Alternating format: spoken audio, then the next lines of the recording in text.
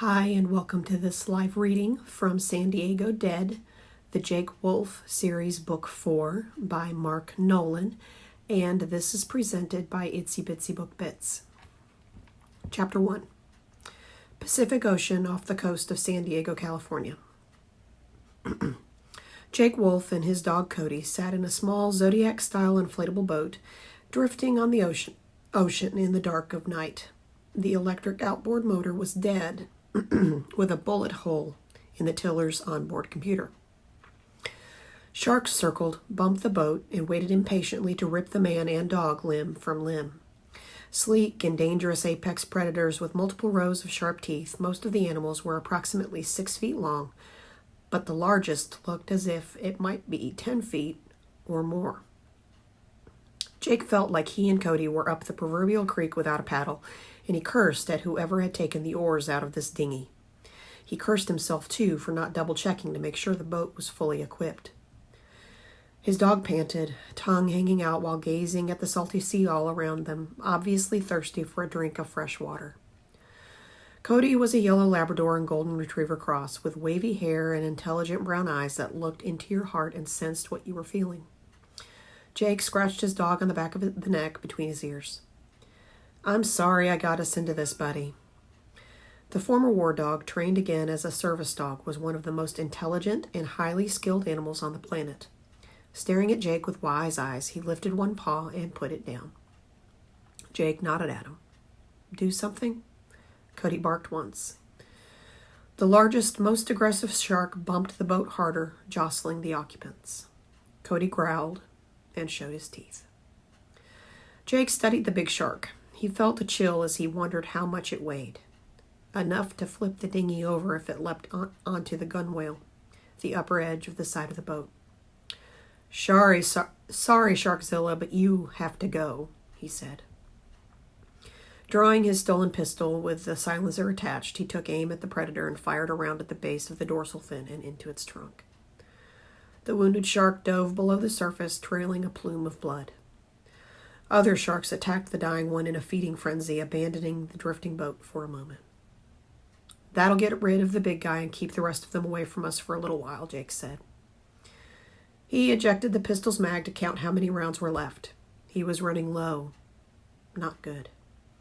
Sunrise was a long way off, and he didn't have his phone with him or his handheld VHF marine radio.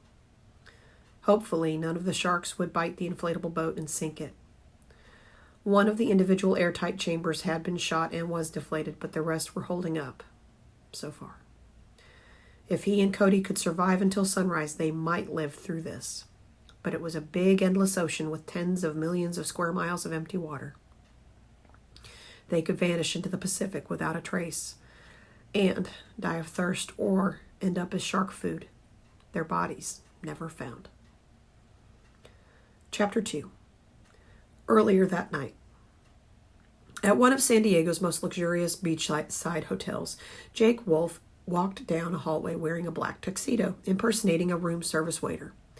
He felt naked without his pistol, phone, or ID as he moved toward the door of an expensive suite, pushing a cart which held a chrome dinner tray topped with a dome. According to intel from a clandestine black ops group Jake worked for on occasion, a high-value target, or HVT, was staying in the suite. Jake had orders to kill him. The target was an Eastern European criminal involved in modern-day piracy off the west coast of the United States. He and his gang forcibly boarded sailboats and power yachts on the Pacific Ocean, attacked the crews, and sold the stolen watercraft to a Mexico-based drug cartel for smuggling purposes. He didn't care if families with children were on board. He'd sell the prisoners into forced labor, or worse. Much worse. The man had been designated a terrorist threat, but while the Coast Guard was actively searching for him, he constantly changed boats and phones and managed to elude the authorities. Once Jake had been briefed about the piracy, kidnapping, and harm to children, he'd volunteered to help protect America from the threat. Jake had unique skills learned in his service as an infantry marine deployed to combat and later on black ops missions for the CIA's paramilitary branch. He was now doing a favor for the President's Operational Emergency Team, or POETS, a clandestine group classified as above top secret. Yesterday, in a rare stroke of luck, the target had shown up in San Diego on a camera with facial recognition software. Jake and Cody had immediately flown down from San Francisco on the luxurious private jet of a patriotic multimillionaire. As Jake walked up to the suite door, a tall, broad-shouldered bodyguard in an expensive, well-tailored suit blocked his path. "Put your hands against the wall and assume the position so I can search you." Jake smiled and obeyed like an intimidated, submissive sheep. He placed his white-gloved hands on the wall and spread his feet. "Sure, no problem. I heard your paranoid boss was a big tipper. Hope it's true." The bodyguard patted him down and then lifted the dome off the dinner tray to check below. He replaced the dome, checked inside the cart's closed doors, and held a mirror on a stick underneath. Satisfied, he spoke into a tiny radio on his wrist. "Clear."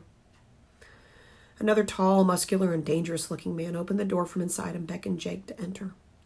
He held a pistol with a silencer attached. "Leave the cart and bring the tray in here." Jake picked up the tray and carried it into the suite. The door closed behind him on automatic hinges. The bodyguard pointed with his left hand. Set it on the dining table. Jake did as he was told and replied cheerfully, "Okay, there you go. Enjoy your meal, sir." He held out the room service bill expectantly. The man stood between Jake and the door, blocking his exit. "Wait a minute. Are you wondering if I accept tips?" "The answer is yes," Jake said, smiling and masking the tension he felt. A bald, bull-necked man with a pock-marked face and a cruel smile walked into the suite's dining room and sat at the table. His cold, blue-gray eyes glinted with a threat of violence. "Have a seat," he said to Jake, gesturing to the chair across from him. His voice had an Eastern European accent. Jake gave him an innocent look. "Pardon me?" "Sit down," he cursed and drew a pistol with a suppressor attached, identical to the one held by the guard. Both men aimed their weapons at Jake. Jake acted surprised, raising his eyebrows and opening his mouth. He obediently sat at the table across from the man. "What's this about, sir?" "Taste the food so I know it isn't poisoned." "The hotel doesn't let us taste it." He raised the pistol and aimed it between Jake's eyes. "Well, if you put it that way," Jake said. He calmly picked up silverware from his table setting and tasted the Caesar salad, loaded baked potato, and medium-rare filet mignon. "Delicious," he said. The target watched him closely. "Now taste the wine." "I thought you'd never'd ask," Jake said with a bold wink. He expertly popped the cork, poured himself a generous amount of the absurdly expensive French Bordeaux, swirled and sniffed, and took a drink. "Magnificent! You are a man of good taste who knows his rare wines. Someday I plan to sell a kidney and hopefully get paid enough money to buy one bottle of this." The leader nodded at the flattery as if Jake was only stating the obvious. "Pour me a glass." Jake poured and then held the bottle poised near his own glass. "I could taste this wine again if you want to be doubly sure it's safe to drink." The man finally smiled, appearing to be amused by this ballsy waiter. "Sure, go ahead. We'll drink a toast. These men don't appreciate fine wine." He turned to the guard. "Cover him." The guard sat down on Jake's left and rested his elbow on the tabletop, aiming his pistol at Jake's chest. Jake blinked twice, poured himself another splash of wine, and set the bottle on the table off to his right. The target held up his glass in a toast. To wine, women, and song. Jake raised his glass in reply. "I'll gladly second that." They drank, and afterward the man studied Jake for a moment. "You're cool under pressure. Fearless, even." Jake lifted one shoulder and said nothing. "Are you a war veteran?" the man asked. "Yes, I served in the Marine Infantry as a MOS 0311 with multiple deployments overseas," Jake said. "What does MOS 0311 stand for?" Jake recited from memory. MOS 0311 is the military occupational specialty code for a Marine Corps rifleman. The mission of my rifle platoon was to locate, close with, and destroy the enemy by fire and maneuver, or to repel the enemy's assault by fire and close combat. The man nodded. "And did you fight and kill the enemy?" Jake stared at him for a moment. Yes, many times.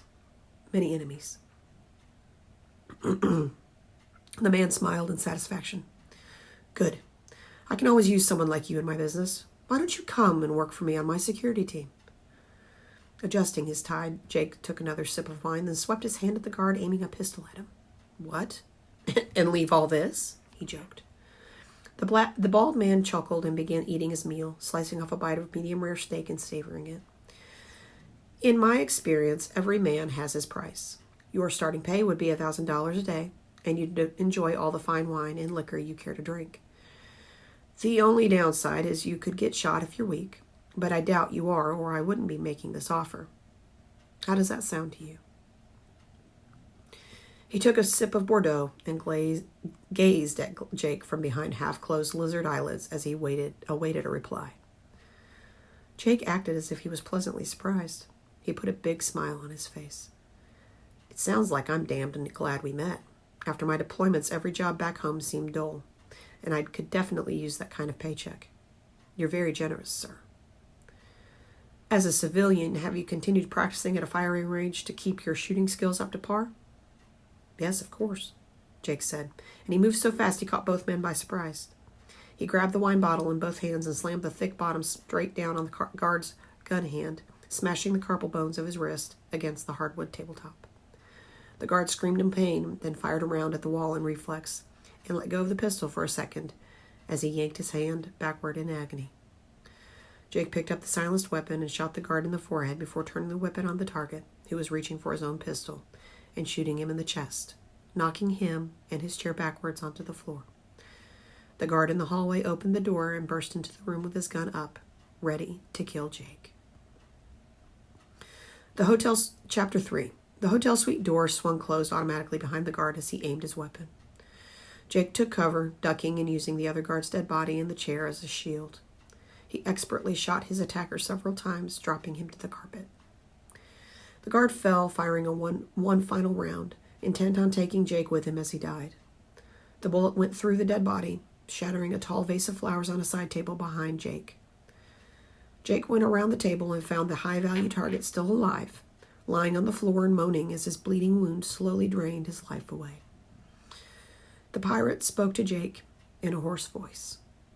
Get me to a doctor, and whatever they're paying you, I'll pay you millions more. Jake stood over him, glaring down with no mercy and threatening him with the pistol. What happened to the people you kidnapped from boats? Where are the children? Talk to me. The man sneered. I'd sold them to a trafficker. Jake cursed and kicked him hard in the side, making him cry out in pain. Who's your boat buyer? Give me a name. I'll never tell you, the man said with a wet cough. Where can I find him? Jake pressed his shoe down on the man's chest wound. The man bellowed in agony and glared at Jake with hatred as he choked out his dying words. He'll find you. You are a dead man. Speak for yourself, Jake said, and he shot the HVT twice in the head. Mission accomplished. Moving quickly, he dropped the pistol he'd been firing, grabbed the target's weapon off the table, checked that it had a full magazine, and hid it in the back waistband of his pants under his tux jacket. He picked up the empty wine glass with his DNA on the rim and put it in his jacket pocket, wrapped the filet mignon in a large white linen napkin, and went out the door, placing the Do Not Disturb door hanger on the knob. He had a feeling he might be forgetting an important detail, but he followed orders and focused on immediate mission exfiltration. Hurrying out of the building, he ran down some wide wooden steps to the beach and jogged across the sand in the moonless dark night, stopping at a gray inflatable dinghy near the water. Jake's adopted war dog, Cody, stood there faithfully obeying orders to guard the boat and wait for his handler to return. Cody, pee now, pee there. Jake pointed to a spot next to the boat. While serving in the Marines, Sergeant Cody had been trained to empty his bladder on command before going on a ride in a boat, Humvee, or helicopter. He obediently peed on the sand. Jake pointed. Get in the boat. Cody jumped in and Jake pushed the dinghy into the surf. He waded into the water, climbed aboard, started the electric motor, and zoomed away into the darkness of the ocean. The 10-foot-long boat with its quiet motor was similar to those he'd used on a few night missions in the Persian Gulf, and he deftly controlled it like an old hand.